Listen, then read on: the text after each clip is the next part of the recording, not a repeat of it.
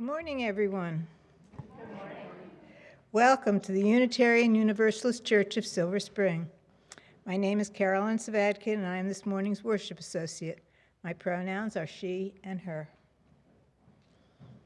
For many cultures and sexualities, genders, and beliefs, we come together into one congregation. We know it can take a lot of courage to try out a new religious community. If you're visiting with us, we are so glad you are here. If you'd like to learn about our free faith or how to join this congregation, Linda Barrett, today's welcoming captain, will be happy to connect with you. And Linda is in the back of the sanctuary. This morning's service features readings, music, and prayer in honor of all different kinds of work and the many ways the labor movement made life better for all kinds of workers. Reverend Kristen Schmidt, Senior Minister, is leading today's service. Now, let's greet one another. Those on Zoom, please greet one another in the chat, while those here in body greet our neighbors around the sanctuary. When the music starts, please head back to your seats and rise for our opening hymn, There's a River Flowing in My Soul. The words to all hymns will be on the screen.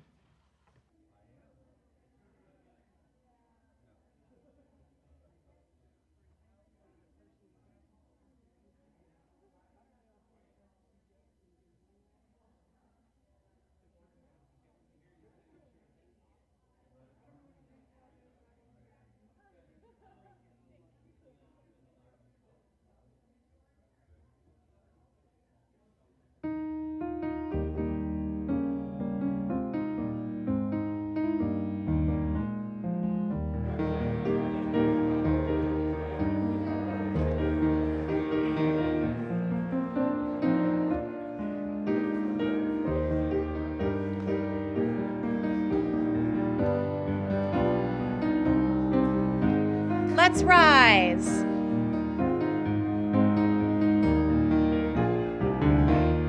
There's a river flowing in my soul. There's a river flowing in my soul. And it's telling me that I'm somebody. There's a river flowing in my soul. There's a river flowing in my heart. There's a river flowing in my heart. And it's telling me that I'm somebody. There's a river flowing in my heart. There's a river flowing in my mind. There's a river flowing in my mind. And it's telling me that I'm somebody. There's a river flowing in my mind. There's a river flowing. There's a river flowing. There's a river flowing. There's a river flowing in my mind. Sorry. Woo. Amen.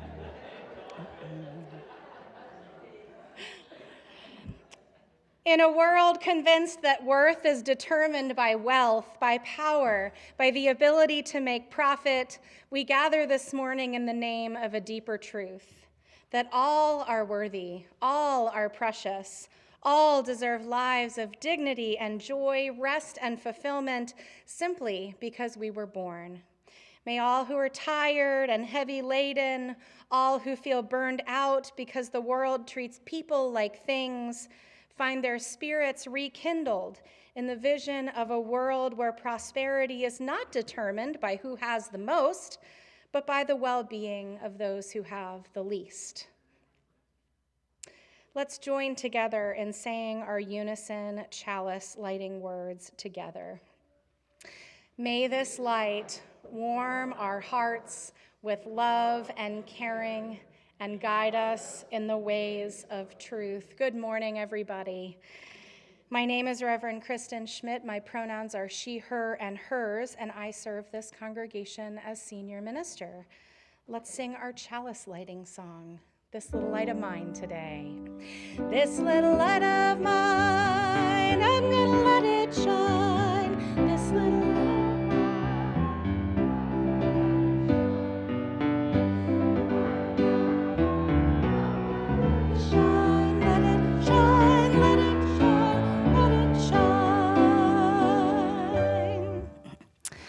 I need 2 helpers this morning. I see 1 hand raised. 2, 1 and 2.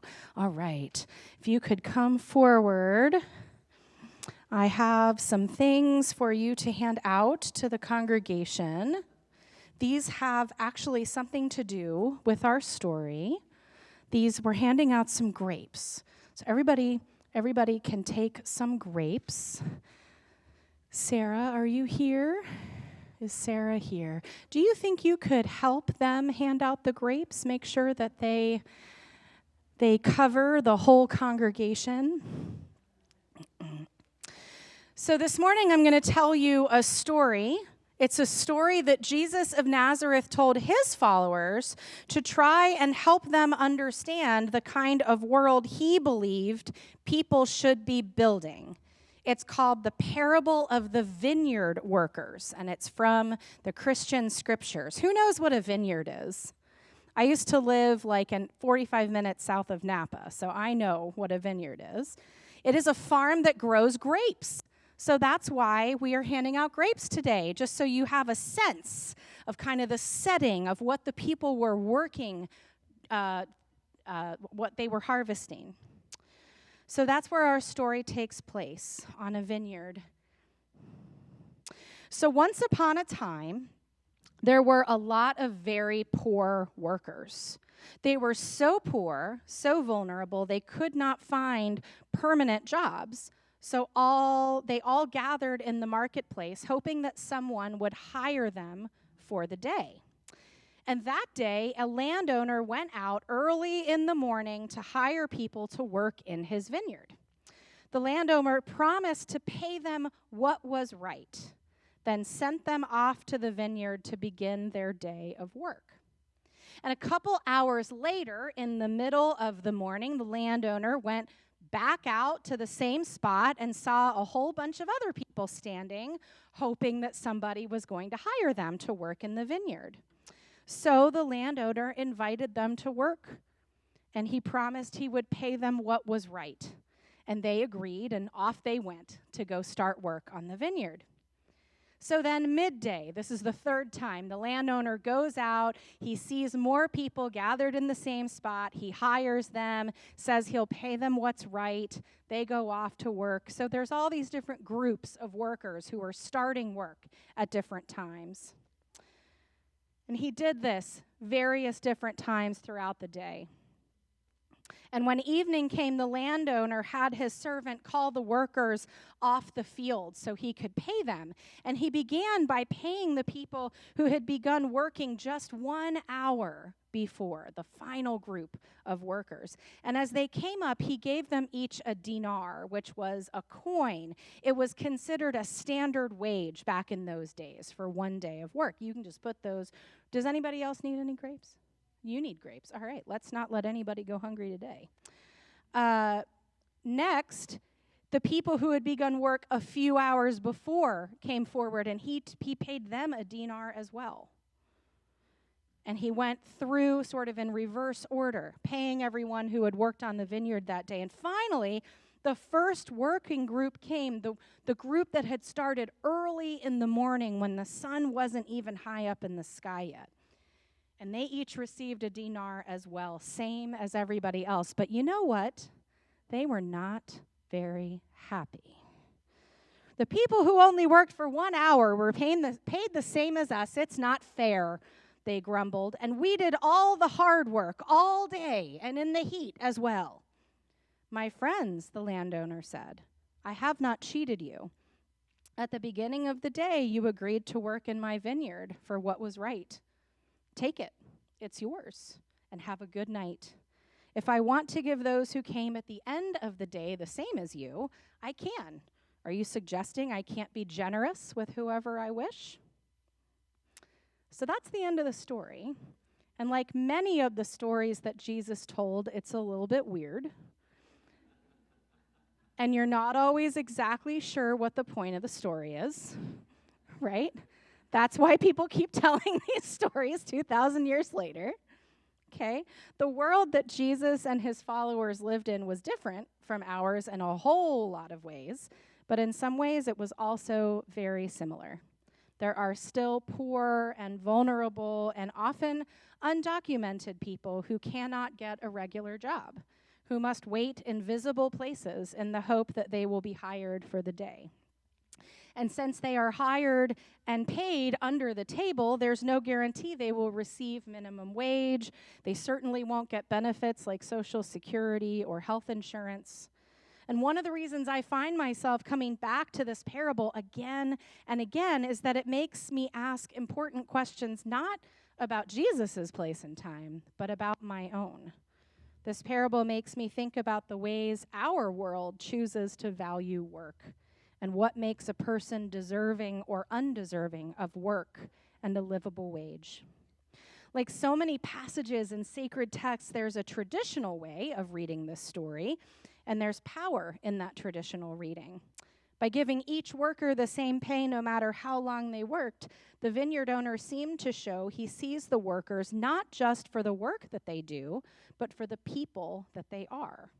As Luther Seminary professor Dr. Matthew Skinner writes, in the end, it's not about unfair payments. At the parable's conclusion, the full-day workers don't moan that they've been cheated.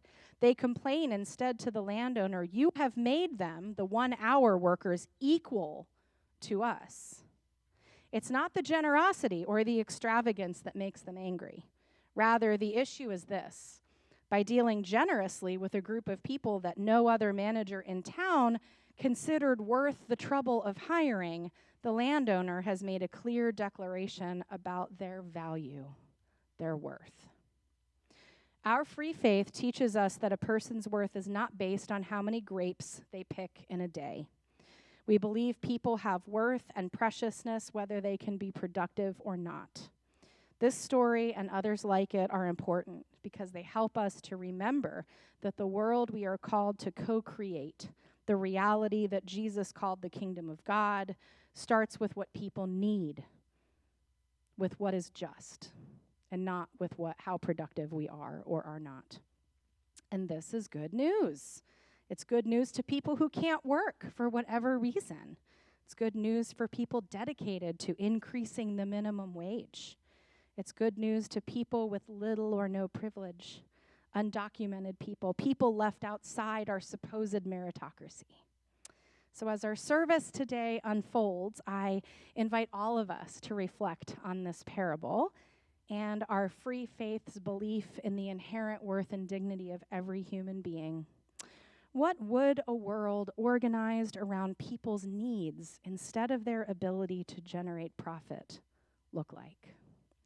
I wonder. And now I'm going to sing a Dolly Parton song. Actually, I'm going to hold this. Here we go.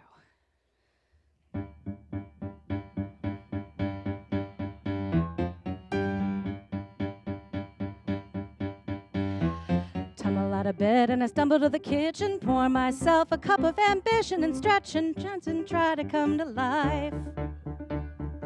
Jump in the shower and the blood starts pumping. Out on the streets the traffic starts jumping with folks like me on the job from 9 to 5. Working 9 to 5, what a way to make a living, barely getting by. It's all taking and no giving, they just use your mind and they never give you credit. It's enough to drive you crazy if you let it. 9 to 5 for service and devotion. Would you think that I want to move ahead, but the boss won't seem to let me. I swear sometimes that man is out to get me. They let you dream just to watch him shatter. You're just a step on the boss man's ladder, but you've got dreams he'll never take away.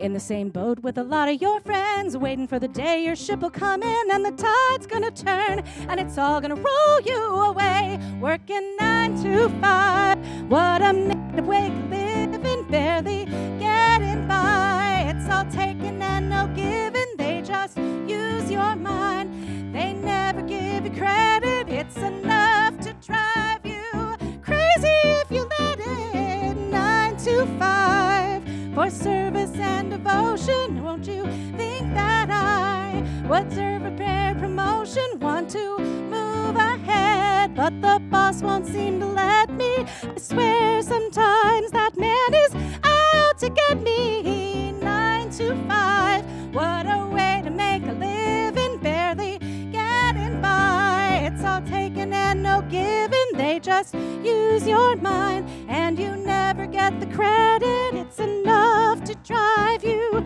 crazy if you let it. 9 to 5, yeah, they got you where they want you. There's a better life and you think about it, don't you? There's a rich man's game, no matter what they call it, and you spend your life putting money in his pocket.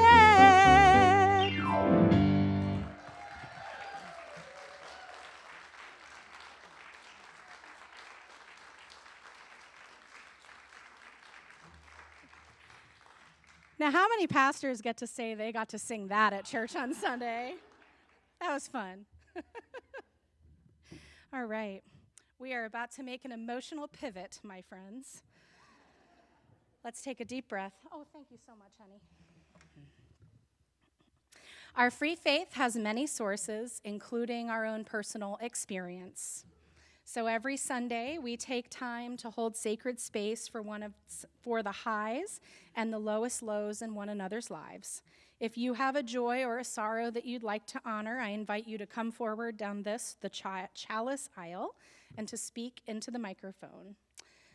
If you have joys and sorrows that you don't wish to share with the whole congregation, but you do want some support on, that's okay. Reverend Caitlin, and our lay ministers are here to offer one-on-one support. But if you do have something you'd like to share aloud today, make sure to begin with your name. Speak clearly and closely. Just notice like half an inch difference there into the microphone and speak clearly. And after each person shares, I invite you to join me in saying, in every joy and sorrow, we are held in love beyond belief.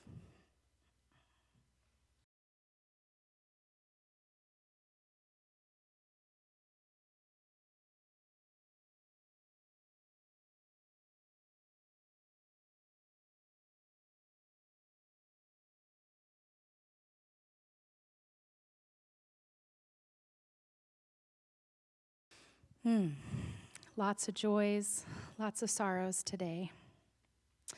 May all who shared joys feel the hearts of everyone here rejoicing with you. May all who shared sorrows feel your burdens lightened by the love and the support of this community. And may we all feel the love beyond belief that holds us in all things. In our free faith, when we worship, we lift up that which is most important, most holy, most true in our own lives and in our shared life and community. Singing, rejoicing, and laughing are sacred, and quiet and stillness are too. For when we can settle our minds and learn to pay attention to what's underneath the to-do list, the worries and anxieties of everyday life, we learn more deeply who we are. As we prepare to enter into a time of quiet together, let those of us with children here encourage them to participate in closing their eyes and allowing the quiet to hold them. And may all of us remain grateful for the sounds and wiggles of the youngest ones among us, the sonic evidence of new life. If you have suffered a deep loss in the last year, You may stand or raise your hand during the silence if you wish, so the congregation can honor your grief. And as we hold the silence together, may it hold us, one and all.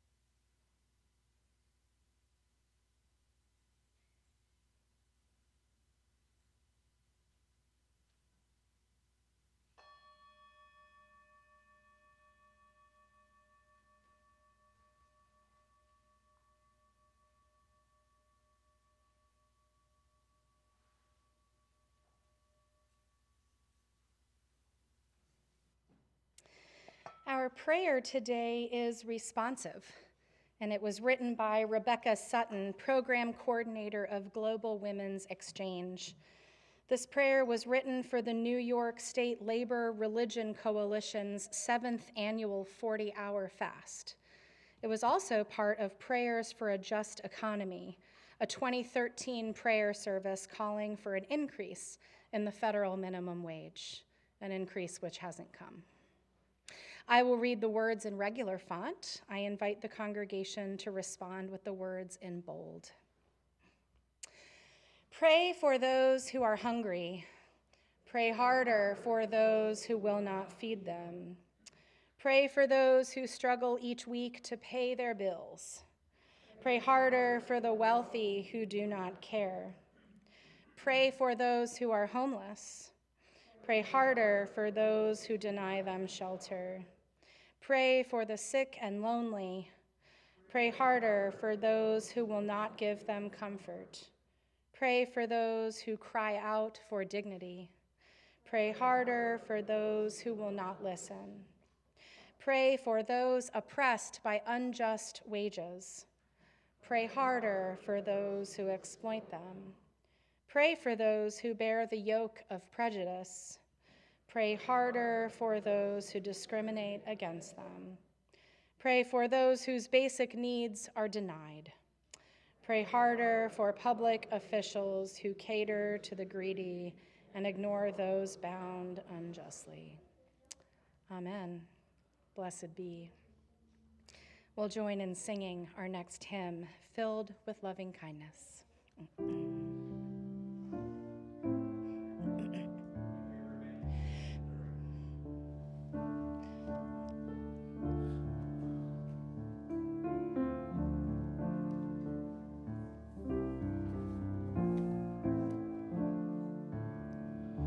May I be filled with loving kindness.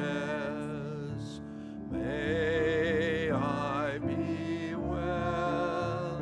May I be filled with loving kindness.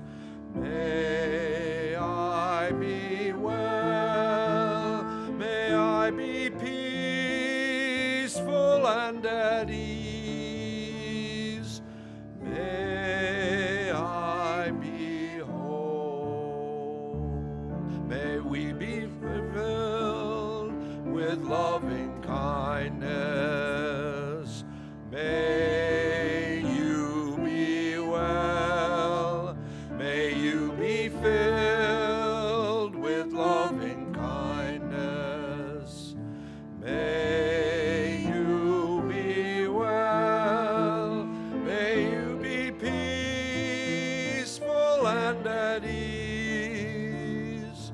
May you be whole. May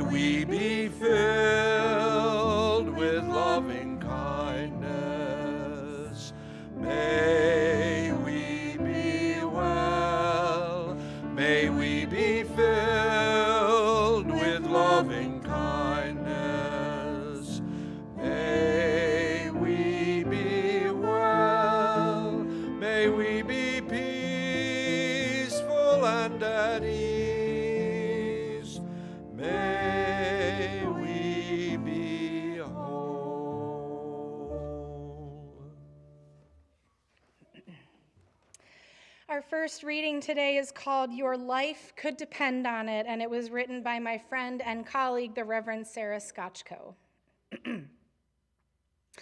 I was waiting for my chalupa in the drive-thru when I saw a sign on the back door. Danger! Never open this door after dark. Always look before you open this door. Your life could depend on it. All in bold and highlighted, etc. One of my first jobs was at Wendy's, and I remember having to watch the video about what to do in an armed robbery situation. We were taught where the escape latch was on the inside of the walk-in freezer. This inadvertently made armed robbery seem like the more attractive career path. Certainly it seemed more profitable, but had all things been equal, I'd still rather be on the outside of the freezer than in it. Nobody should die at their job, but it seemed especially crummy to be risking my life for, at that time, $6.35 an hour. It was tiring and hectic work, and it came with duties I would have never imagined before working there. Sometimes giant tropical spiders would jump out of the crates of potatoes. Once it was a scorpion. Whose job was it to catch the scorpion? I worked with a married couple who had immigrated from Iraq and who had 3 small children at home. In their old country, she had been a doctor. He had been an engineer. I still think of them whenever I hear the argument that if unskilled workers want to get paid more, they should get an education and find a better job. The back door at the Taco Bell reminded me once again that there is no such thing as unskilled labor, and everyone who works behind a cash register or flat top or fryer deserves to be paid well for the work that they do. The hours and days of a human life have value beyond measure. Here ends the reading.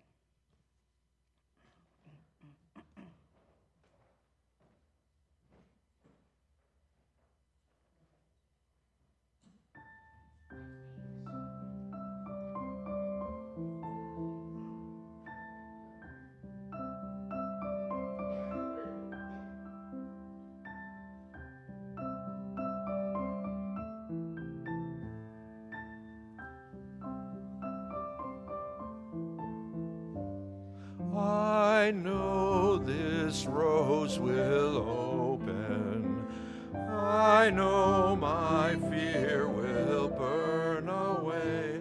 I know my soul will unfurl its wings. I know this rose will open. Once more, please.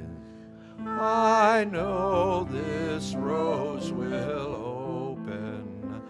I know my fear will burn away. I know my soul will unfurl its wings. I know this rose will open.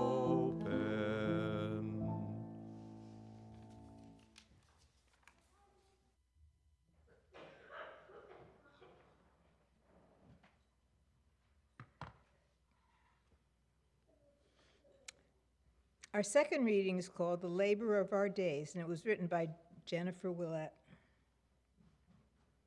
What images come to mind when I say Labor Day?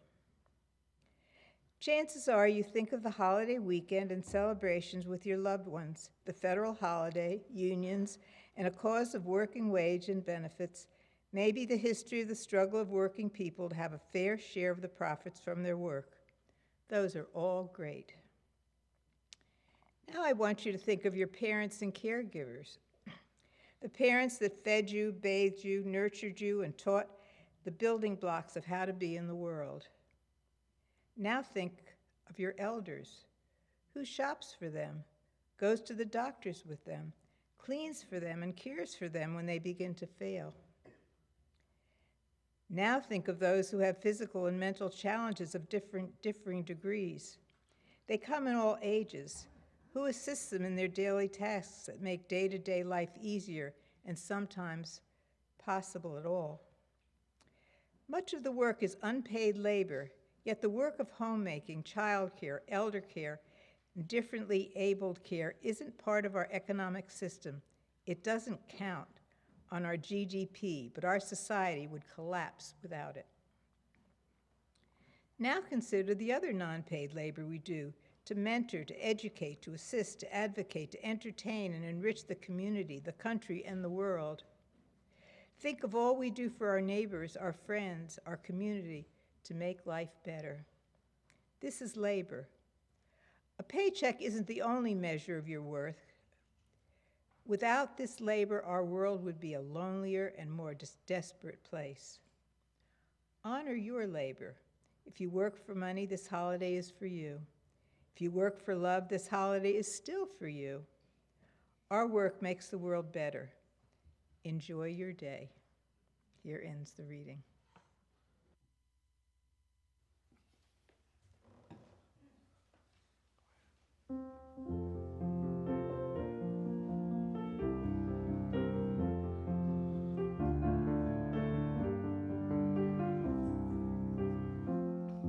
From you I receive, to you I give. Together we share, and from this we live.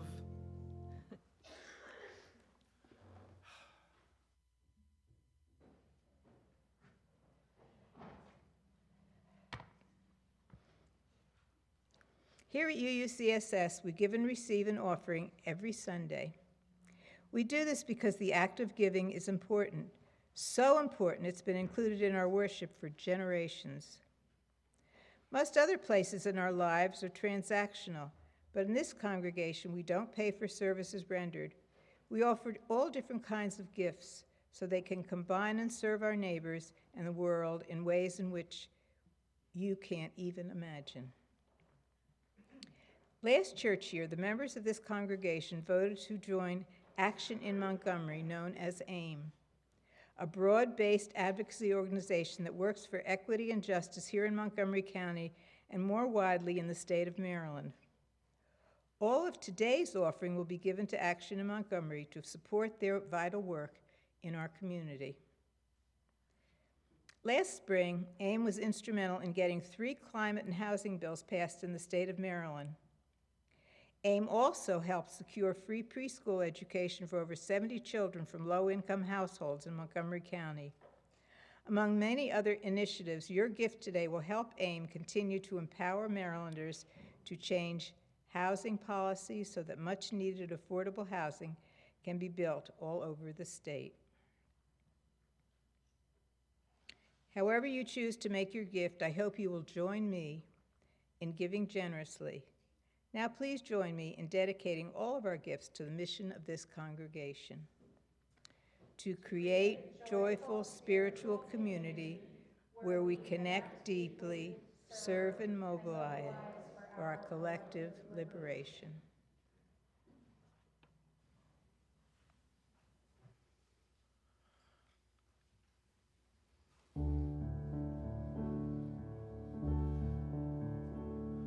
Your labor is not in vain, though the ground underneath you is cursed and stained. Your planting and reaping are never the same, but your labor is not in vain.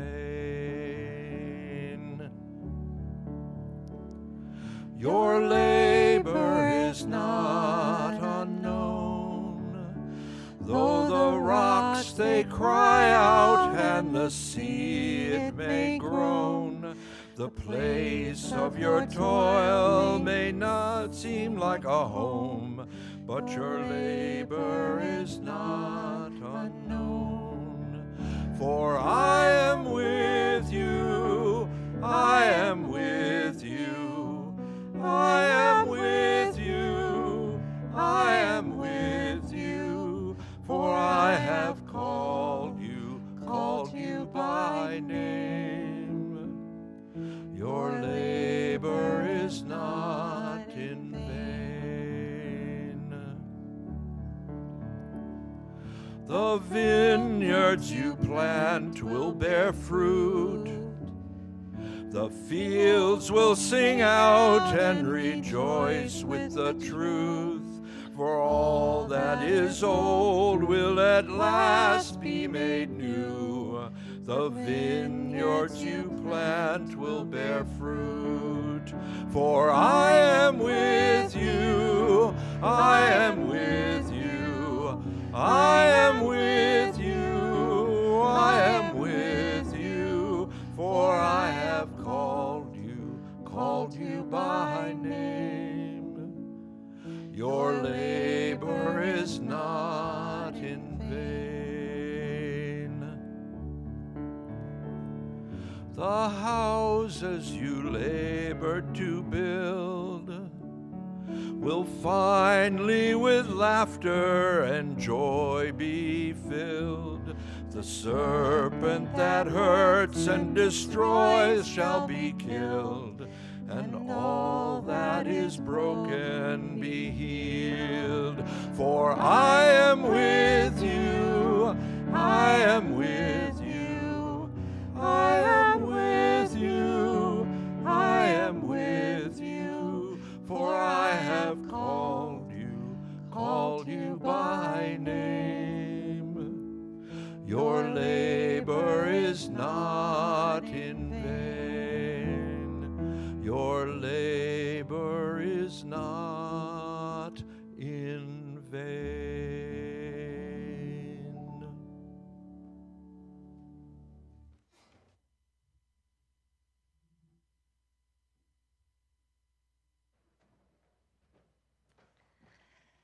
I'd like to invite Catherine Buckler forward to give our announcements.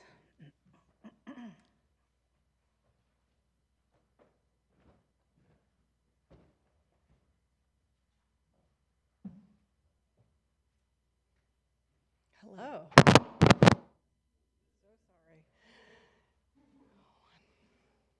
So sorry. Hi. I am Catherine Buckler, and I'm a member of your Board of Trustees. Sunday mornings are just are just part of who we are and what we do here at UUCSS. We are children and teenagers, adults and elders, lay leaders and paid staff, all growing together in relationship with our neighbors and the wider community. We are a member congregation of the Unitarian Universalist Association and part of the global UU faith movement. I hope you will look over the ways to connect listed on today's printed program, which was probably given to you as you came in. I have a few special announcements I'd like to highlight today. First, please join us next Sunday, September 8th, for the water ceremony. Whether from your favorite beach or just your garden hose, please bring a small container of water to church next week. Also, if you'd like to help support Reverend Caitlin and the kids in telling a fun participatory story next Sunday, please reach out to Reverend Caitlin.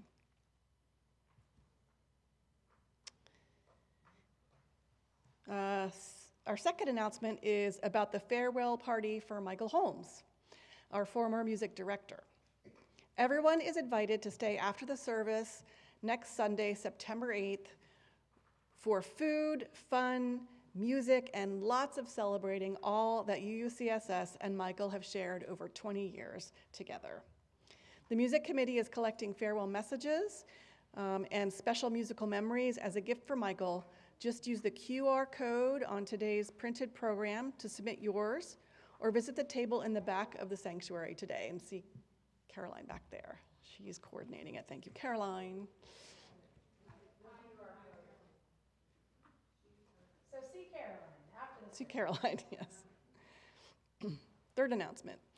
2 weeks from now, September 15th, is a big day.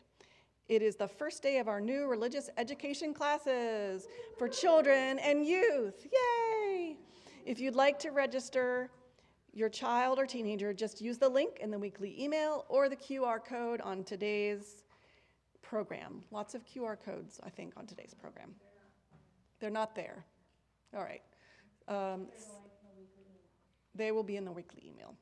If you're not on the weekly email, and you want to register, you can see one of the membership coordinators in the back. September 15th is also our first UU 101 class of this church year. If you are new to UUCSS, we hope you'll stay after the service for this opportunity to ask questions and learn about this congregation and our free faith. Our final announcement is a skit about the upcoming church camping trip at Catoctin.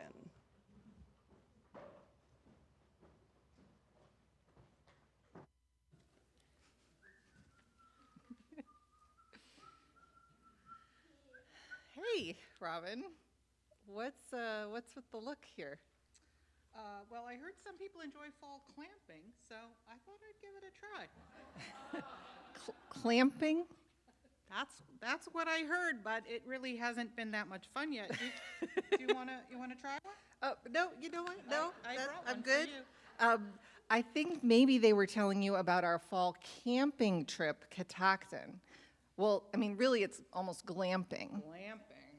What's glamping? It's like camping, but with rustic cabins, heated showers, and a real kitchen. Oh, that's what Catoctin is. Okay, tell me more. On the weekend of September 28th, a bunch of folks from this community will drive up to a beautiful national park for light hiking, shared cooking, a campfire, and other easy, lazy activities. All are welcome. It's a fully accessible site with paved paths and gender-inclusive bathrooms. Oh, well, that's very different. But I don't know how to cook. Oh, you can help your meal crew by chopping vegetables or cleaning up. The meal plans accommodate most food preferences and allergies. Do I use this clamp to sign up for it? No. Find a flyer nearby, or you can sign up at the table in the back after the service. You pick which jobs you want to help with and pay a small fee, and the church provides scholarship funds for anyone who needs a little help. Carpooling, too. The link to register is also in the weekly all-church email. Cool. Well, you know me. You have to give me a deadline. This year, the sign-up deadline is September 18th, which is coming up, so don't delay. Thank you. Yay!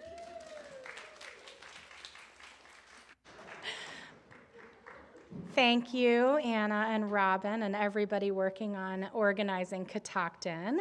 Now, let's rise and join in singing our closing hymn, Come and Go With Me.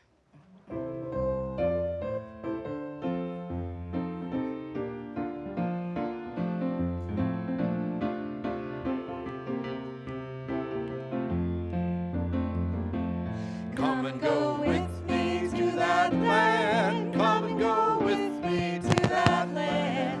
Come and go with me to that land where I'm bound. Come and go with me to that land. Come and go with me to that land. Come and go with me to that land where I'm bound. There'll be singing in that land.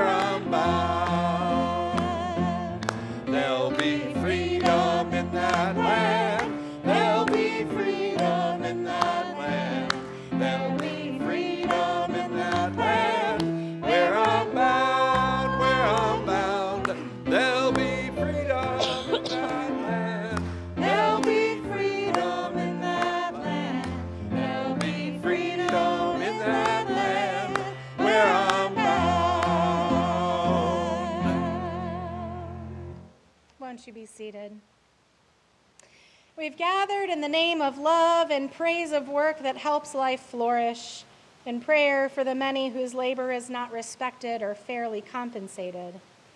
We prepare to leave now, accountants and baristas, consultants and caregivers, doulas and nurses, receptionists and retirees, students and teachers, veterans and volunteers, all using our minds, hearts, and hands and voices to build the common good. As you go, remember that you go with the power of love at the center of all that you do, a love beyond belief that holds us always. Now please join me in the words of chalice extinguishing that will appear on the screen in one moment. Carry the flame of peace and love until we meet again. Our worship has ended, and now our service begins.